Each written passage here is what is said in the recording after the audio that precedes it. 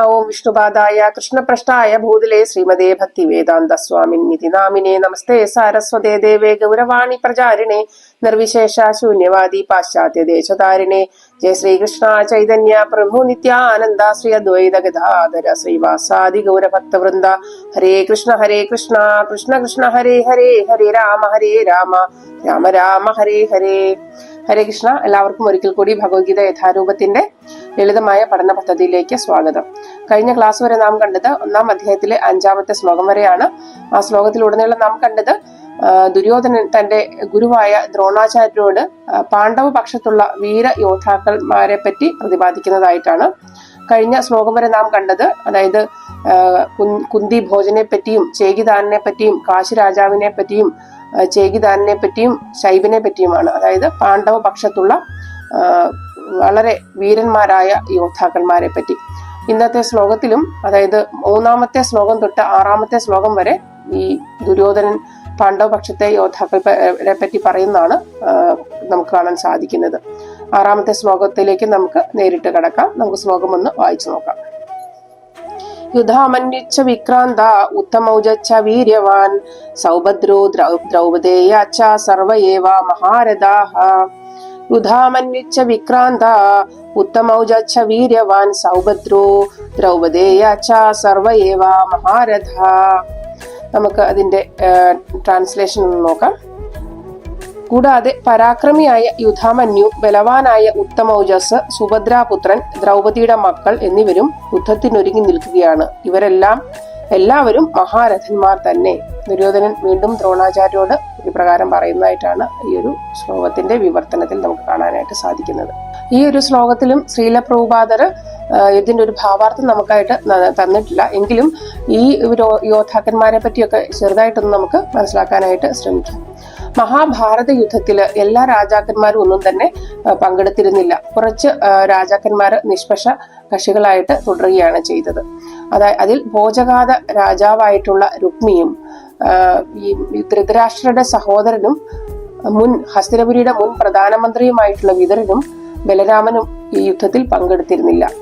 രുക്മിക്ക് യുദ്ധത്തിൽ പങ്കെടുക്കണമെന്ന് അതിയായ ആഗ്രഹമുണ്ടായിരുന്നു. എന്നാൽ രുക്മിണി സ്വയംവരത്തിൽ ഭഗവാനുമായിട്ട് യുദ്ധത്തിൽ ഏർപ്പെടുകയും തോൽക്കുകയും ചെയ്തതിനാൽ അർജുനന് യുദ്ധത്തിൽ രുക്മിയെ പങ്കെടുപ്പിക്കുവാനായിട്ട് യാതൊരു താല്പര്യവുമില്ലായിരുന്നു. അർജുനൻ രുക്മിയെ പങ്കെടുപ്പിക്കുവാൻ താല്പര്യം പ്രകടിപ്പിക്കാത്തതിനാൽ ദുര്യോധനനും രുക്മിയെ തന്റെ കൂടെ നിർത്തുന്നതിൽ ആഗ്രഹിച്ചിരുന്നില്ല. അതുപോലെ തന്നെ വിതുര പ്രജാപതി, അതായത് എല്ലാവരും അടങ്ങുന്ന സഭയിൽ ദുര്യോധനും, അതായത് കൗരവരും പാണ്ഡവരും അടങ്ങുന്ന സഭയിൽ അദ്ദേഹത്തെ ദുര്യോധനൻ അപമാനിച്ചതിനെ തുടർന്ന് യുദ്ധത്തിന് മുൻപ് തന്നെ വിതുര പ്രജാപതി തന്റെ ഹസ്തിനപുരത്തിലെ അതായത് പ്രധാനമന്ത്രി എന്ന സ്ഥാനം എല്ലാം ഉപേക്ഷിച്ചിട്ട് തീർത്ഥാടനത്തിനായിട്ട് പോയിരുന്നു. പിന്നീട് ബലരാമൻ എന്തുകൊണ്ടാണ് യുദ്ധത്തിൽ പങ്കെടുക്കാതിരുന്നത് എന്ന കാര്യവും നമുക്കൊന്ന് നോക്കാം. അതായത് ദുര്യോധനന്റെയും ഭീമന്റെയും ഗദായുദ്ധത്തിൽ പരിശീലനം നൽകിയിരുന്നത് ബലരാമനായതിനാൽ അദ്ദേഹം യുദ്ധത്തിൽ പങ്കെടുക്കാൻ താല്പര്യപ്പെട്ടില്ല. എന്നാൽ അദ്ദേഹത്തിന്റെ സഹോദരനായിട്ടുള്ള ഭഗവാൻ ശ്രീകൃഷ്ണൻ പാണ്ഡവപക്ഷത്തും ആയിരുന്നു. നാം ഇന്ന് കാണുന്ന യുദ്ധം പോലെ ആയിരുന്നില്ല കുരുക്ഷേത്ര യുദ്ധം. ധർമ്മയുദ്ധം എന്നായിരുന്നു അതിനെ അറിയപ്പെട്ടിരുന്നത്. അതിന് കാരണവുമുണ്ട്. കാരണം കുരുക്ഷേത്ര യുദ്ധത്തിൽ ചില ചിട്ടയായ നിയമങ്ങളും നടപടികളും എല്ലാം പാലിച്ചിരുന്നു. യുദ്ധത്തിന് തൊട്ടു മുൻപായിട്ട് 2 പരമോന്നതന്മാരായിട്ടുള്ള കമാൻഡർമാര് കൂടി കാണുകയും അതുപോലെ ധർമ്മയുദ്ധത്തിന് വേണ്ടുന്ന ചില ധാർമ്മിക പെരുമാറ്റ ചട്ടങ്ങളും നിയമങ്ങളും രൂപീകരിക്കുകയും ചെയ്തിരുന്നു. ചിട്ടകളും നടപടികളും എന്താണെന്ന് നമുക്ക് ഒന്ന് നോക്കാം. അതായത് യുദ്ധം സൂര്യ ഉദയത്തിന് തൊട്ടു മുൻപായിട്ട് തന്നെ ആരംഭിക്കുകയും സൂര്യാസ്തമയത്തോടു കൂടി തന്നെ അത് അവസാനിപ്പിക്കുകയും വേണമായിരുന്നു. യുദ്ധത്തിന് ശേഷം യുദ്ധത്തിന്റെ അവസാനം 2 കക്ഷികൾക്കും ക്യാമ്പ് സന്ദർശിക്കാം. അതുപോലെ ധർമ്മ യുദ്ധത്തിന്റെ ശത്രു വളരെയധികം ജാഗ്രത പുലർത്തുകയും സജ്ജനായിരിക്കുകയും അതുപോലെ തുല്യനായിരിക്കുകയും വേണം. ഒരു യോദ്ധാവിനെ ഒന്നിലധികം യോദ്ധാക്കൾക്ക് ആക്രമിക്കാൻ അനുവാദമില്ലായിരുന്നു. രണ്ട് യോദ്ധാക്കൾക്ക് തമ്മിൽ യുദ്ധം ചെയ്യാം, അല്ലെങ്കിൽ നീണ്ട സമയം പോരാട്ടത്തിൽ തുടരാം. എന്നാൽ രണ്ട് യോദ്ധാക്കളും ഒരേ ആയുധധാരികളായിരിക്കണം, അതുപോലെ തന്നെ ഒരേ വാഹനത്തിൽ നിലകൊള്ളുന്നവരായിരിക്കണം. അതായത് ആനപ്പുറത്തോ കുതിരപ്പുറത്തോ രഥത്തിലോ അല്ലെങ്കിൽ കാലാൾപ്പടയായിട്ടോ. അതുപോലെ കീഴടങ്ങിയ ഒരു യോദ്ധാവിനെ മറ്റൊരു യോദ്ധാവിന് മുറിവേൽപ്പിക്കുവാനോ കൊല്ലുവാനോ സാധിച്ചിരുന്നില്ല. യുദ്ധത്തിൽ കീഴടങ്ങുന്ന ആൾ യുദ്ധ തടവുകാരനായി തീരുകയും അതുപോലെ തന്നെ വിധേയനായി തീരുകയും ചെയ്യുന്നു. എന്നാൽ അയാൾക്ക് വേണ്ട പൂർണ്ണ സംരക്ഷണം നൽകുകയും ചെയ്യണം. അതുപോലെ തന്നെ ഒരു യോദ്ധാവിന് അതായത് ആയുധമില്ലാത്ത മറ്റൊരു യോദ്ധാവിനെ ആക്രമിക്കാനോ കൊല്ലുവാനോ അനുവാദമില്ലായിരുന്നു. ഒരു പോരാളിയും സ്ത്രീകളെ ആക്രമിക്കുവാൻ പാടില്ല. അതുപോലെ യുദ്ധത്തിൽ നിന്ന് പിന്തിരിഞ്ഞുവിടുന്ന ഒരു യോദ്ധാവിനെതിരെ യുദ്ധം ചെയ്യുവാനോ അയാളെ കൊല്ലുവാനോ ശ്രമിക്കാൻ പാടില്ല. അതുപോലെ തന്നെ യുദ്ധത്തിൽ പങ്കെടുക്കാത്ത ഒരു വ്യക്തിയെയോ മൃഗത്തെയോ ആക്രമിക്കാനോ കൊല്ലുവാനോ ഉള്ള അനുവാദവും ഇല്ലായിരുന്നു. അതുപോലെ തന്നെ നേരിട്ട് ഭീഷണിയാകാത്ത ഒരു മൃഗത്തിനെ മർദ്ദിക്കുവാനോ ഉപദ്രവിക്കുവാനോ ഉള്ള അനുവാദവും തീർത്തും ഇല്ലായിരുന്നു. അതുപോലെ അബോധാവസ്ഥയിലായിട്ടുള്ള ഒരു യോദ്ധാവിനെ ആക്രമിക്കുന്നത് യുദ്ധ നടപടിക്ക് എതിരായിരുന്നു. അതുപോലെ ഒരു യോദ്ധാവും നിയമത്തിനെതിരായിട്ടുള്ള ഒരു യുദ്ധത്തിനും പങ്കെടുക്കാനായിട്ട് പാടില്ല. ഈ നിയമങ്ങളെല്ലാം തന്നെ ഭീഷ്മദേവന്റെ പതനത്തിന്റെ ആ സമയം വരെ പാലിക്കപ്പെട്ടിരുന്നു. എന്നാൽ അദ്ദേഹത്തിന് വീഴ്ച സംഭവിച്ചതിന് ശേഷം ഈ നിയമം പൂർണ്ണമായിട്ടും പാലിക്കപ്പെട്ടിട്ടില്ല.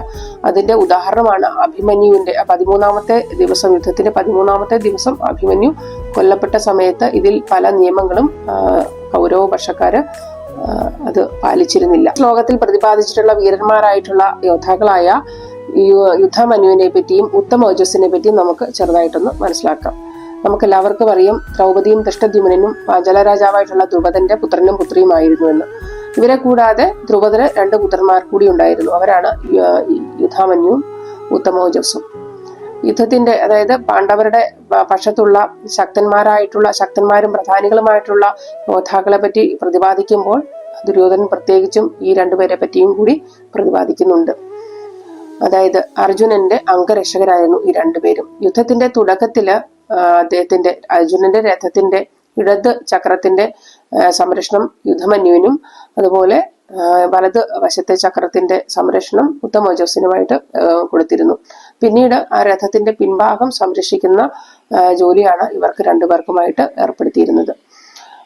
ഈ യുദ്ധത്തില് 2 സഹോദരന്മാർ ചേർന്നിട്ട് ദുര്യോധനെയും ദ്രോണരെയും കൃതവർമാവിനെയും കൃപാചാര്യനെയും കർണനെയും ഇവർക്കൊക്കെ എതിരായിട്ട് യുദ്ധം ചെയ്യുന്നുണ്ട്. യുദ്ധത്തിന്റെ അവസാനത്തില് ദുര്യോധനന് തടാകത്തിൽ പോയി ഒളിച്ചിരിക്കുമ്പോൾ പാണ്ഡവര് ഈ 2 യോദ്ധാക്കന്മാരെയും ദുര്യോധനെ കണ്ടുപിടിക്കുന്നതിനായിട്ട് പറഞ്ഞു വിടുന്നു. എന്നാൽ അവർക്കത് സാധിക്കാതെ തിരിച്ചു മടങ്ങിയെത്തുകയും ചെയ്തു. ഇതിൽ കോപാകുലനായിട്ടുള്ള ദുര്യോധനൻ അശ്വത്ഥാമാവിനെ തന്റെ അച്ഛനായിട്ടുള്ള ദ്രോണരുടെ മരണത്തിനും അതുപോലെ തന്നെ ദുര്യോധനനെ യുദ്ധത്തിൽ മുറിവേൽപ്പിച്ചതിനും അതിന് കോപം തീർക്കുന്നതിനും വേണ്ടിയിട്ട് അശ്വത്ഥാത്മാവിനെ ഏർപ്പെടുത്തുന്നുണ്ട്. എന്നാൽ അതായത് തിരിച്ചാക്രമിക്കുന്നതിനായിട്ട് ഭഗവാൻ പരമശിവന്റെ പകുതി ഭാഗമായിട്ടുള്ള അശ്വത്ഥമാവ് അദ്ദേഹത്തിനൊപ്പം പോലെ അതായത് പരമശിവനെ പോലെ പെട്ടെന്ന് വളരെയധികം ശക്തിമാനും കോപാകുലനുമായി മാറി. അങ്ങനെ അശ്വത്ഥമാവ് യുദ്ധത്തിന്റെ അടുത്തതായിട്ട് ശ്ലോകത്തിൽ പ്രതിപാദിച്ചിരിക്കുന്നത് ദ്രൗപദി പുത്രന്മാരെ പറ്റിയാണ്. അതായത് ഉപപാണ്ഡവന്മാരെ പറ്റി. ദ്രൗപദിക്ക് 5 പുത്രന്മാർ ഉണ്ടാവുന്നുണ്ട് 5 പാണ്ഡവരിൽ നിന്നായിട്ട്. യുധിഷ്ഠിരിൽ നിന്ന് പ്രതിവിന്ധ്യനും ഭീമനിൽ നിന്ന് സുതസോമനും അതുപോലെ അർജുനിൽ നിന്ന് ശ്രുതവർമ്മനും അതുപോലെ നകുലിൽ നിന്ന് സതനികന് സഹദേവനിൽ നിന്ന് ശ്രുതസേനൻ. ഇതുകൂടാതെ നമുക്ക് ഈ കുരുക്ഷേത്ര യുദ്ധത്തിലെ വളരെ പ്രാധാന്യം അർഹിക്കുന്ന ഒരു യോദ്ധാവായിട്ടുള്ള അഭിമന്യുവിനെ പറ്റി നോക്കാം. അദ്ദേഹം സുഭദ്രയുടെയും അർജുനന്റെയും പുത്രനാണ്. അതുപോലെ ഭഗവാന്റെ അനന്തരവനും. വളരെ ചെറിയ പ്രായത്തിൽ തന്നെ ദാരുണാന്ത്യം സംഭവിക്കുന്നുണ്ട് ഈ അഭിമന്യുവിന്. ആ സമയത്ത് അദ്ദേഹം വിരാട രാജാവിന്റെ പുത്രിയായിട്ടുള്ള ഉത്തരയെ വിവാഹം ചെയ്തിരുന്നു. യുദ്ധത്തിന് ശേഷം ഉത്തര പരീക്ഷിത് മഹാരാജാവിന് ജന്മം നൽകുന്നു. പാണ്ഡവരെ പോലെ തന്നെ വളരെ ചെറിയ പ്രായത്തിൽ തന്നെ ഈ അഭിമന്യു ഭഗവാൻ കൃഷ്ണനിൽ നിന്നും അർജുനിൽ നിന്നും എല്ലാ യുദ്ധമുറകളും പരിശീലിച്ചിരുന്നു. അതിനുശേഷം ഭഗവാന്റെ പുത്രനായിട്ടുള്ള പ്രദ്യുമ്നിൽ നിന്നും അദ്ദേഹം പരിശീലനം നേടുന്നുണ്ട്. അമ്മയുടെ ഉദരത്തിലായിരിക്കുമ്പോൾ തന്നെ ഈ അഭിമന്യു ചക്രവ്യൂഹം എങ്ങനെ ചക്രവ്യൂഹം തകർക്കാമെന്നുള്ള കാര്യം അദ്ദേഹം പഠിച്ചിരുന്നു. എന്നാൽ അതിന്റെ പൂർണ്ണമായിട്ടുള്ള നിർദ്ദേശങ്ങൾ അദ്ദേഹത്തിന് കേൾക്കാൻ സാധിച്ചില്ല. അതുകൊണ്ട് തന്നെ അദ്ദേഹം ചക്രവ്യൂഹത്തിൽ പ്രവേശിച്ചെങ്കിലും അതിൽ നിന്ന് എപ്രകാരം പുറത്തു വരാമെന്ന് അദ്ദേഹം അറിയാത്തത് കൊണ്ട് അതിൽ നിന്ന് കടക്കാനായിട്ട് സാധിക്കുകയുണ്ടായില്ല. അങ്ങനെയാണ് അദ്ദേഹത്തിന്റെ ദാരുണാന്ത്യം സംഭവിക്കുന്നത്. ഇവിടെ ഒരു ചോദ്യം ഉയർന്നു വരാം. അതായത് അഭിമന്യുവിന്റെ കൂടെ ഭഗവാൻ ഉണ്ടായിരുന്നിട്ടും എന്തുകൊണ്ട് ഭഗവാൻ അഭിമന്യുവിനെ രക്ഷിച്ചില്ല എന്നത്. ഭഗവാനെ രക്ഷിക്കാൻ കഴിയാഞ്ഞിട്ടല്ല, എന്നാൽ ഭഗവാൻ രക്ഷിച്ചില്ല. എന്തുകൊണ്ടാണ്? അതായത് ഈ അഭിമന്യു ചന്ദ്ര ഭഗവാന്റെ മകനായിട്ടുള്ള വർച്ചസിന്റെ പുനർജന്മമായിരുന്നു. ദേവന്മാരുടെ എല്ലാം അപേക്ഷ പ്രകാരം തന്റെ മകനെ ഭൂമിയിൽ പുനർജനിപ്പിക്കുവാനായിട്ട് സമ്മതിച്ചപ്പോൾ ഒരു കാര്യം നേരത്തെ തന്നെ ചന്ദ്രഭഗവാൻ ആവശ്യപ്പെട്ടിരുന്നു. അതായത് 16 വർഷത്തിൽ കൂടുതൽ തന്റെ മകൻ ഭൂമിയിൽ നിർത്താനായിട്ട് താൻ സമ്മതം തരില്ല എന്നതായിരുന്നു ചന്ദ്രദേവൻ പറഞ്ഞ കാര്യം. അതായത് ആ 16 വർഷത്തിൽ കൂടുതൽ തനിക്ക് തന്റെ മകനെ പിരിഞ്ഞിരിക്കാൻ സാധിക്കില്ല എന്നത് കൊണ്ടാണ്. അതുകൊണ്ടാണ് ഈ അഭിമന്യുവിന്റെ ആയുസ്സും 16 വർഷം മാത്രമായത്. അഭിമന്യുവിന്റെ മരണം അനിവാര്യമായിരുന്നു. അത് മാത്രമല്ല ആവശ്യവുമായിരുന്നു. കാരണം അർജുനന് കൗരവരോടുള്ള യുദ്ധത്തില് പ്രതികാരം ആളിക്കെത്തിക്കേണ്ടത് ഭഗവാന്റെ ആവശ്യമായിരുന്നു. അഭിമന്യു ചക്രവ്യൂഹത്തിൽ പ്രവേശിച്ച ഉടനെ തന്നെ സിന്ധു രാജാവായിട്ടുള്ള ജയദ്രഥൻ ഈ ചക്രവ്യൂഹത്തിന്റെ പ്രവേശന കവാടം അടച്ചു കളയുകയാണ് ചെയ്തത്. അതായത് 5 പാണ്ഡവരിൽ ഒരാൾ പോലും ചക്രവ്യൂഹത്തിൽ പ്രവേശിക്കാതിരിക്കാൻ വേണ്ടിയാണ് ജയദ്രഥൻ ഇപ്രകാരം ചെയ്തത്. കഴിഞ്ഞ ഒരു ശ്ലോകത്തിൽ നാം കണ്ടു ജയദ്രഥൻ പാണ്ഡവരാൽ അപമാനിതനാകുന്നത്. അതിനുശേഷം അദ്ദേഹം പരമശിവനെ കഠിന തപസ്സുകൾ അനുഷ്ഠിച്ച് പ്രസാദിപ്പിക്കുകയും അദ്ദേഹത്തിൽ നിന്ന് ഒരു വരം നേടുകയും ചെയ്യുന്നു. ആ വരപ്രകാരം ഭഗവാൻ ശ്രീകൃഷ്ണനും അർജുനനും ഒഴികെ മറ്റ് ഏത് സൈന്യത്തെയും ഒറ്റയ്ക്ക് നിന്ന് തോൽപ്പിക്കുവാനുള്ള ഒരു ശക്തി ജയദ്രഥന് ലഭിക്കുകയുണ്ടായി. അതുമൂലമാണ് ജയദ്രഥൻ അഭിമന്യുവിനെ കെണിയിൽപ്പെടുത്തുന്നത്. തന്റെ നാശം സംഭവിക്കുന്നതിന് മുമ്പ് തന്നെ അഭിമന്യു കൗരവപക്ഷത്തിന് വൻപിച്ച നാശനഷ്ടങ്ങൾ ഉണ്ടാക്കുവാനായിട്ട് സാധിച്ചു. അദ്ദേഹത്തിന് കൗരവപക്ഷത്തെ വീരയോദ്ധാക്കളായിട്ടുള്ള കൃപാചാര്യരെയും ദ്രോണാചാര്യരെയും ദുശാസനെയും ദുര്യോധനെയും അതുപോലെ തന്നെ ഭൂരിശ്രവസിനെയും അശ്വത്ഥമാവിനെയും കൃതവർമാവിനെയും ഒക്കെ തോൽപ്പിക്കുവാനായിട്ട് സാധിച്ചു. അത് മാത്രമല്ല ദുര്യോധന പുത്രനായിട്ടുള്ള ലക്ഷ്മണനെയും ശല്യപുത്രനായിട്ടുള്ള രുക്മരഥനെയും അതുപോലെ കൃതവർമാവിന്റെ പുത്രനായിട്ടുള്ള മാത്രീകവദനെയും വധിക്കുന്നത് അഭിമന്യുവാണ്. കർണന് മാത്രമേ അഭിമന്യുവിന് എതിരായിട്ട് യുദ്ധം ചെയ്യുവാനായിട്ട് സാധിച്ചുള്ളൂ. അതും അഭിമന്യുവിന്റെ ആയുധങ്ങളായിട്ടുള്ള അമ്പും വില്ലും നശിപ്പിച്ചതിന് ശേഷമാണ് കർണന് അഭിമന്യുവിനെ തോൽപ്പിക്കാൻ സാധിച്ചത്. അതിനുശേഷം അഭിമന്യു ഒരു രഥത്തിന്റെ ചക്രം ഉപയോഗിച്ചാണ് യുദ്ധം ചെയ്തത്. അഭിമന്യുവിനെതിരെ 4 വശത്തു നിന്നും എതിർ യോദ്ധാക്കൾ ആയുധങ്ങൾ പ്രയോഗിച്ചുകൊണ്ടേയിരുന്നു. അങ്ങനെ വളരെ മൃഗീയമായിട്ട് കർണൻ അഭിമന്യുവിനെ കൊലപ്പെടുത്തുകയാണ് ചെയ്തത്. മകന്റെ ദാരുണമായ അന്ത്യമറിഞ്ഞ അർജുനൻ കോപാകുലനാകുകയും ദിവ്യമായ അസ്ത്രം ഉപയോഗിച്ച് ജയദ്രഥനെ വധിക്കുകയും ചെയ്തു. ആസൂത്രണം ചെയ്ത പോലെ തന്നെ അഭിമന്യുവിന്റെ മരണം യുദ്ധത്തിന്റെ ഒരു വഴിത്തിരിവാകുമെന്ന് ഭഗവാൻ അറിയാമായിരുന്നു. അത് പാണ്ഡവർക്ക് അനുകൂലമാവുകയും ചെയ്തു. അഭിമന്യുവിന്റെ മരണം വരെ പാണ്ഡവര് തങ്ങളുടെ ശക്തിക്ക് അനുസരിച്ചായിരുന്നില്ല യുദ്ധത്തിൽ ഏർപ്പെട്ടിരുന്നത്. എന്നാൽ അതിനുശേഷം അവർ തങ്ങളുടെ ശക്തി പ്രകടിപ്പിക്കുകയും ചെയ്തു. ഇതായിരുന്നു ഭഗവാനും ആവശ്യം. അഭിമന്യുവിന്റെ മരണശേഷം, അതായത് മരണത്തോടെ കൗരവർ ധർമ്മയുദ്ധമായ കുരുക്ഷേത്ര യുദ്ധത്തിന്റെ നിയമാവലിയിലും അതുപോലെ ധാർമ്മികതയിലും ചിട്ടകളിലും എല്ലാം വളരെയധികം ലംഘനം നടത്തുകയും ചെയ്തു. ഈ ഒരു വീഡിയോ ഇഷ്ടമായിട്ടുണ്ടെങ്കിൽ ലൈക്ക് ചെയ്യുക, ഷെയർ ചെയ്യുക, സബ്സ്ക്രൈബ് ചെയ്യുക. അതുപോലെ തന്നെ നിങ്ങളുടെ കമന്റുകളും അറിയിക്കുക. ശ്രീല പ്രഭുപാദ് കി ജയ്, ഗുരു മഹാരാജ് കി ജയ്. ഹരേ കൃഷ്ണ.